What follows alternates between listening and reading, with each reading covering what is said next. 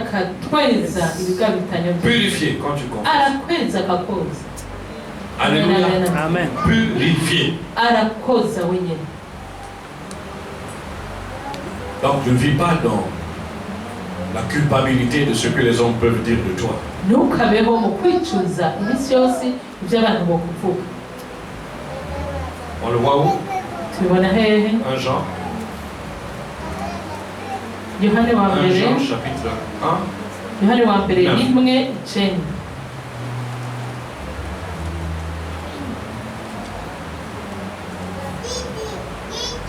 Voilà. Ok.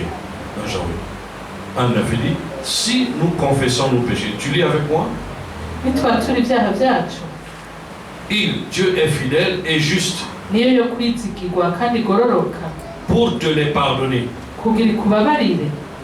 et pour te purifier Ikatoza ukugabitanya de toute cette iniquité. ikakoza ukugabitanya kose. Est-ce que tu sais que Dieu te regarde comme pur Mbere urazi ko Imana ikubona uri wejejwe, pendant que les hommes te regardent peut-être pas comme pur? abantu bakuraba uko bigombeye kutejejwe. En ce moment-là, Colossiens entre en action Muri icyo gihe abakolosayi nabo baca baza et il te dit, barakubwira bati, permettez que puis on va avancer. Il te regarde, Colossiens 1, verset 22. abikolosayi 1:22. Quand tu as confessé ton péché qui t'a purifié, Iyo yamaze il ukwezi te regarde comme ce que Dieu dit dans Colossiens chapitre 1, verset 22.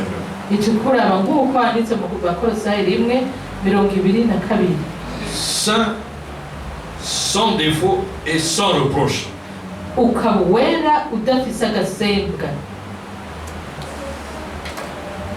Parce que si Dieu ne te regardait pas comme saint, sans défaut et sans reproche, Iyo Imana itakura nk'uko uri wera kandi udafise agasembwa, comment pourrait-il ni gute te dire, yo kugira ngo selon Hébreux 4:16, nk'uko Abaheburayo 4:16, comment pourrait-il te dire, ni gute yo kugira ngo approche-toi devant mon trône avec assurance? niwegere imbere y'intebe y'umuntu ushitsa ubwoba. Amen. La preuve que Dieu te regarde comme pur et irréprochable, Cerekana ko Imana ikora kuri wera kandi utagasembwa ufise, c'est cet appel. ni uko guhamagara Dans Hébreux 4, verset 16. mu Baheburayo 4:16.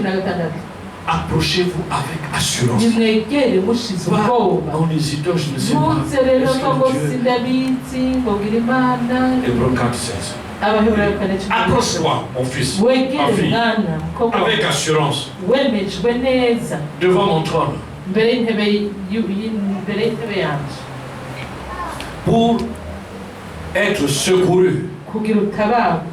Le trône de grâce, dit même. Intebe y'ubuntu, wegere intebe y'ubuntu. Le trône de grâce. Intebe y'ubuntu. Tu ne peux pas t'approcher devant Dieu Ushaka kwegera si intebe tu n'es pas y'ubuntu clean. utari umuntu Si yejeje. Dieu te dit approche-toi, ça veut dire que tu es clean. Imana izi Et même avec guhamagara assurance. ni uko yemejwe neza yuko wera nawe ukegera udatinya. Pour recevoir la grâce et être secouru dans tout. Wakira ubuntu kandi utabagwe mu byo ukenesheje byose. C'est bon de le savoir. Ni byiza kubimenya. Ce qui compte, c'est qui es-tu devant Dieu? Igikuru ni uko urida imbere y'Imana. Qui avait dit qu'il est le seul juge. Niwe ari umucamanza wenyine. Où est-ce qu'on peut le trouver? Mbe twabikura he? Allons-y le chercher peut-être dans Jacques. Reka turabigira muri Yakobo. Il est le seul juge, n'est-ce pas? Avuga ati ni jewe umucamanza wenyine. Jacques, n'est-ce pas, 4?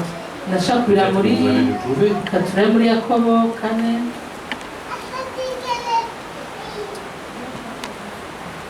Jacques 4, 12. Ah, voilà. Yakobo 4:12. Merci, Blandine. Il a trouvé. Blandine arakoze. Un seul est législateur et juge. Et c'est lui qui peut sauver et perdre.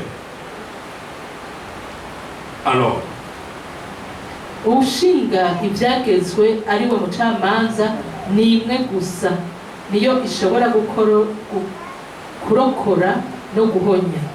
mieux que ça, Hari ibintu utangaha. mieux que ça. hariho ibirengera On retrouvera ça plus tard. tuzobiraba turashaka kubitora. Amen. Amen, amen. Romains 8, 31. Abari mu 8:31 Il dit si Dieu est pour toi, qui pourra être contre toi? nimba Imana mu ruhande rwawe ninde yokurwanya? Nous sommes en train de continuer ce que nous avons vu et dimanche, et mardi, et aujourd'hui. ibyo twabonye ku munsi w'Imana kwa kabiri n'uyu munsi turabibandaniriza. Je disais, nous sommes dans une position meilleure que ceux de l'Ancien Testament. yavuze turi mu rwego rwiza kuruta ubwo mu isezerano rya Dans kera, ce sens que Dieu n'est pas seulement avec nous, kuko Imana ntiri kumwe natwe gusa, mais il est en nous, iri muri twebwe par son Fils, biciye umwana wayo, l'Esprit de son Fils. impwemu y'umwana wayo. Ainsi, nous sommes devenus fils de Dieu. Twabaye abana b'Imana. Fils de Dieu veut dire parole devenue chair. Bana b'Imana uvuga ijambo ryacitse umubiri. Il dit la parole faite chair. Ijambo ryigize umubiri. Jean 14. Yohana Il dit, 14 et qui continue, et qui a habité parmi les siens. kandi rikabana n'abandi. Le Fils. Umwana ashitse Et celui-ci est w'Imana. mon Fils bien-aimé. Uyu ni umwana wanje nkunda Fils cyane, de Dieu, umwana w'Imana, parole devenue chair. ijambo ryambitse umubiri. Et toi, Nawe rero tu es, n'est-ce pas, dans la même logique de Dieu, dans la même pensée de Dieu. nawe uri muri icyo cyumviro cy'Imana nyine. Lorsque le jour que tu as reçu Christ, tu es appelé Fils de Dieu. Umunsi wakira Kristo ukitwa umwana w'Imana. Si Christ est parole faite chair, Nimba Kristo ari ijambo ryambaye umubiri, toi aussi tu es parole devenue chair. nawe uri ijambo Amen. ryigize umubiri. Amen, amen. Parce que Dieu est la parole. Kuko Imana ni ijambo. Et je reviens, Jean 1, verset 12. Yohana irimo Tu es la 12. parole. Il dit à tous ceux qui ont cru en la pensée parole, Abo bose même, bizeye et qui iryo l'ont reçu, jambo ils ont bakaryakira, reçu la capacité, l'autorité baronse ububasha n'ubushobozi de devenir enfants ou fils de Dieu, gucika abana b'Imana. lesquels sont nés ni de la chair ni du sang, mais ils sont nés de Dieu. Bamwe bavyawe n'Imana. Dieu est parole. Bana Si n'ijambo, tu es né de Dieu, tu es né de la wavyawe parole. n'Imana, rero wavyawe n'ijambo. Jean 12. Yohana irimo 14. Amen. Ils sont nés de Dieu. Bavyawe n'Imana, Cette parole, iryo jambo au commencement. ryabayeho Donc tu es kuva né imbere de la na mbere. parole. Tu es parole Buri devenue jambo chair. ryacitse umubiri. Amen. Homme, je dirais plus, Dieu, homme, Imana muntu sur la terre. Dieu, homme. mw'isi. Imana yigize umuntu mw'isi. Voilà pourquoi tu vas comprendre. Pourquoi est-ce que la Bible dit, si Dieu est pour toi, Bituma tutateza gutahura ngo Imana iri mu ruhande rwawe, il dit, qui peut te vaincre? ninde yokurwanya? Parce que tu es Dieu, homme. Uri Imana muntu. Amen. Divinité en chair. Ubumana buri mu mubiri. Amen, amen. Divinité pleinement Ubumana busesekaye dans la chair, dans mu le monde. mubiri, mu mubiri w'umuntu. Les enfants de Dieu n'ont pas cette représentation. Abana b'Imana ivyo ntibabishira mu bwenge bwabo no mu vyiyumviro. Tu es un homme, Wibona kuri umuntu, mais pas tu es un type d'homme. ahubwo uri ubwoko bw'umuntu. Un genre d'homme, pas comme les autres. Umuntu atameze nk'abandi. Tu n'es pas un homme. Nturi umuntu. Voilà pourquoi il a dit, hey, Cyo tubavuze ati vous mourrez comme des hommes. muzopfa nk'abantu. Psalm 82, verset 6. Zaburi 8:6. Il dit, comment vous mourrez comme des hommes? Ni gute mupfa nk'abantu? Tu es un type de surnom. Uri Je disais, umuntu. fils de l'homme. Umwana w'Imana umuntu ameze Type ni d'homme. ubwoko bw'umuntu mugabo atari umuntu. Un type d'homme. Ubwoko bw'umuntu. Et un passage véritablement, je pense peut-être pas le trouver, Hari umurongo yibaza ko sinzi ko ava awutora, où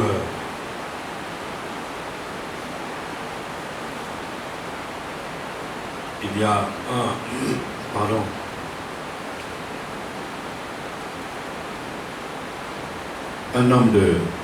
un soldat, yari umuntu w'umusirikare je le vois, qui dit, mais il ne parle pas comme les autres parlent. ngo ntavuga nk'abandi. Si je pouvais le trouver rapidement sur le banc. Sinon, nous allons progresser.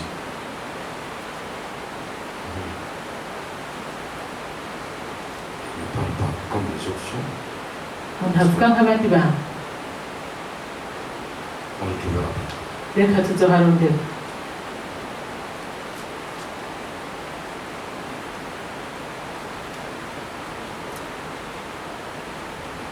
Alléluia, Alléluia.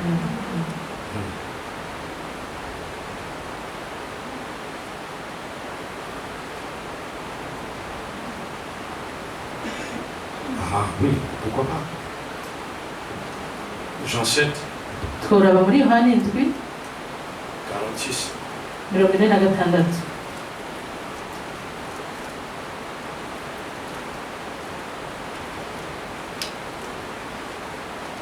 46.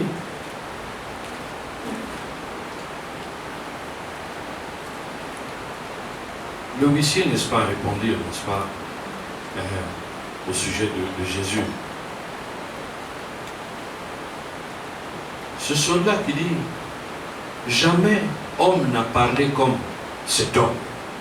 uwo musirikare aravuga ati nigeze kuboneka umuntu avuga nk'uwo muntu. Et les pharisiens qui étaient jaloux, il dit, est-ce que vous aussi vous avez été séduits? abafarisayo bari bafise ishari barababaza bati mbega namwe mwacimijwe. Et pourtant il était homme, il a dit, mais il a parlé si longtemps, mais il a parlé yari de Jésus. umuntu Il bari dit, bavuga yesu mais jamais on a entendu un homme parler ko comme ça. ntitwari kumva umuntu avuga gutyo. Un type d'homme. umuntu ubwoko bw'umuntu. Alléluia. Amen. C'est toi et moi. uwo ni wewe nanje. Amen, amen. Et jamais on a entendu ati ntitwigeze twumva un umuntu homme parler comme ça. avuga gutyo.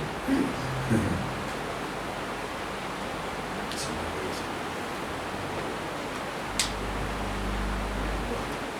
merveilleux. Romains 8, 31, nous allons vite. abari mu 8:31 tunyarutse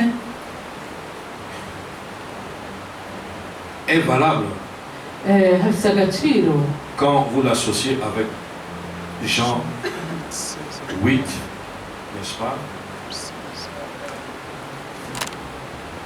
Jean 8, 29. murashaka kubafatanya na Yohana 8:29. C'est-à-dire quand tu fais toujours ce qui est agréable à Dieu. iyo wamukora ibihimbara Imana.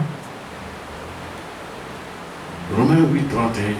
abari mu 8:31 Il devient réel pour toi lorsque tu l'associes avec Jean 8, 29. Il dit, bikwiye yuko uhunganiriza n'aha anye Yohana 8:29 quand tu fais toujours ce qui lui est agréable. iyo wamukora ibihimbara. En ce moment, Dieu est toujours pour toi en ta faveur. aho Imana izokwama kwishimira. Parce que souvent, beaucoup de chrétiens disent, si Dieu est pour moi, qui sera contre moi? Mais non. abakristo benshi bavuga Imana iri mu ruhande rwacu ngo ninde yongwana. On est frustré parce qu'on voit, on est kuko ugasanga hari abakristo bababaye vaincu par toute bakugwa situation. n'isoni bakaneshwa Mais n'ibibazo pourtant, nous avons byose. dit, si Dieu est pour moi, qui peut? ariko twavuze ngo Imana kuri mu ruhande rwacu ninde yo turwana. Amen. Amen. Je disais, nous sommes dans une meilleure position que ceux de l'Ancien Uretse ko Testament. turi mu rwego rwiza kuruta rwo mu isezerano rya kera Parce que nous sommes des types de Christ et kuko turi abantu nka Kristo ayant l'esprit de Christ. dufise mpwemu ya Kristo Nous avons la même nature. dufise kameremere kamwe nawe. Je vous ai déjà pris quelques passages, yarababwiye ibyanditswe bimwe bimwe que ce soit dans Hébreux 3, 14, hariho abaheburayo 3:14 2 Pierre chapitre 1, verset 4 aussi. petero wa kabiri 1:4 Et encore ce passage que j'aime bien, ni umurongo akunda cyane. Hébreux 2, 11, abaheburayo 2:11 que vous connaissez. murahazi namwe. Ces passages pour te montrer que tu as la nature de Christ. ibyanditswe birakwereka ko ufite akameremere ka Il faut Kristo. t'enrichir, n'est-ce pas, de tout cela. ni byiza ko mubishyira mu bumenyi bwanyu Et celui qui ukamenya icyo sanctifie, muri celui qui sanctifie, umwe yeza et nous autres qui sommes sanctifiés, natwe twezwa nous sommes sortis, nous sommes issus d'un sorti. twavuye muri umwe. Amen. Même nature. kameremere kamwe. pourquoi cyo gituma rien ne peut tenir contre toi. nta na kimwe cyokurwanya. La chose qui avance contre toi, il voit Christ. Ibiza bikurwanya bica bibona Kristo. Amen, amen. J'aime aussi, il faut associer à ce passage. Fatanye n'uwo On va murongo s'enrichir encore reka aujourd'hui dutere tugira ubumenyi bwinshi kandi de ce que nous avons. Nous sommes de la même origine que Christ. dufite inkomoko imwe na Kristo. Vous connaissez ce passage, je le sais. murahazi aho Jean 20, c'est Jésus lui-même qui l'a dit. Yesu wenyine yabivuze. Jean 20, 17. Yohani 20, 10 Au petit n'indwi. B, il va dire à Marie. Arabwira Mariya, C'est Jésus qui dit à Marie de Magdala. abwira Mariya wa Magdala, Il dit, ne me touche pas parce que je ne suis pas encore monté vers le Père. Jean ntukore 20, ko. verset 17, n'est-ce pas, le petit B. Murongo wa 17 karongo ka nyuma. Regardez comment notre communion, notre origine commune, Raba ingene rero dufite isoko inkomoko imwe qui est déclarée par Jésus lui-même. ari Yesu wenyine yayatuye. Il dit, Marie, Ati Mariya, va trouver mes frères, genda urondere bene data ces disciples-là. babigishwa biwe. Ça, c'est après la résurrection de Christ. Aho ok? yari amaze kuzuka. Après, il dit, bon, va annoncer ça à mes frères, qu'ils ne m'ont Genda pas encore vu. ubimenyekanishe bene data Ces bataramenya. disciples étaient cachés dans la maison. Abigishwa be bari binyegeje. Ils avaient peur de la persécution, le maître n'était pas là. Bari bafise ubwoba yuko bahamwa ko sebuja atari we Il yari. dit, Marie de Magdala, Ati Mariya wa va Magdala, trouver mes frères. genda urondere bene data. Il ne les appelle plus serviteurs Ntakibita abashumba ni amis. canke abagenzi. Le langage change. Yarahinduye imvugo. Parce que maintenant, en Christ glorifié, Ubu Kristo yari yahimbajwe. nous sommes capables, n'est-ce pas, de pouvoir recevoir sa nature. Ubu Kristo yazutse turashaka kuronka akaberemere Par le kiwe. Saint-Esprit que nous avons reçu. Biciye muri muhemu yera twakira. Il dit, va trouver mes frères Genda urabe bene data. intimes.